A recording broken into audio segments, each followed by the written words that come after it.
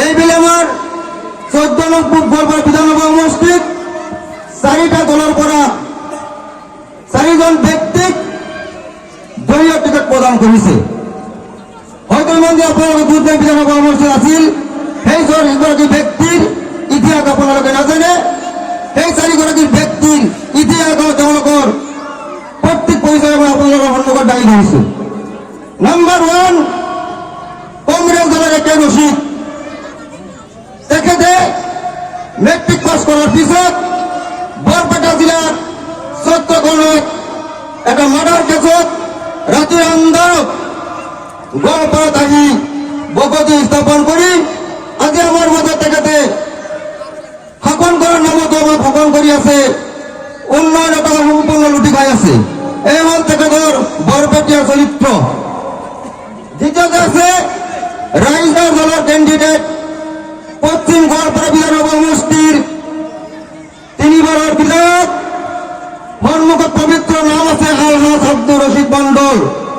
তেখেত এজন নাম্বার 1 অসমৰ ভিতৰত কমল জুৱাৰী। তেওঁৰ সন্মুখত আলহাজ সন্মান জনাওক, কিন্তু তেওঁ এজন জুৱাৰী মানুহ।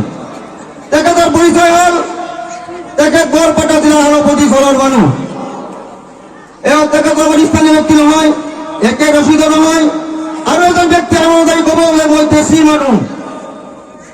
এয়া ইউটিউব দলৰ যিগৰাকী ব্যক্তিক বিএসি পৰা আনি আমাৰ ইয়াত দিছে, তেখেতে কয় মই বিএসি পৰা দেশী মানুহ নহয়।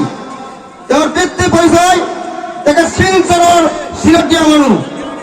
যি চিলতীয়া মানুহ বৰপেটীয়া আমাৰ ভাটিয়া মানুহতকৈ বেয়া, সেইগৰাকী ব্যক্তিক ভাড়া কৰি আনি আজমল চৰমৰ পূব সমষ্টিত দিছে। এই হ'ল তেওঁলোকৰ চৰিত্ৰ। 4 নম্বৰত আছে অসম গণ পৰিষদ তথা এজিবি দলৰ যিগৰাকী কেন্দ্ৰীয় দিছে আব্দুর রহিম জেব্রান। তেওঁৰ পিতৃ পৰিচয় হল বৰপেটা জিলাৰ কলকাছিয়া, আৰু তেওঁৰ মাকৰ ঘৰ জলেশ্বৰ সমষ্টিত। আমাৰ গোৱালপাড়াৰ স্থায়ী ব্যক্তি নহয়। এটা কেউ চিন্তা কৰক, কোনো এটা দলেই আমার গোৱালপাড়া জিলার স্থায়ী ব্যক্তিক দিয়া নাই। কেবল প্রত্যেকটা দলেই বৰপেটা জিলার শিলচৰৰ মানুহক আমাৰ সমষ্টিৰ মাজত জপি দিছে, যাতে আমি তেওঁলোকক ভোট দি আমাক শাসন করার নামে তেখেতে আমাক শাসন কৰি যাব পাৰে।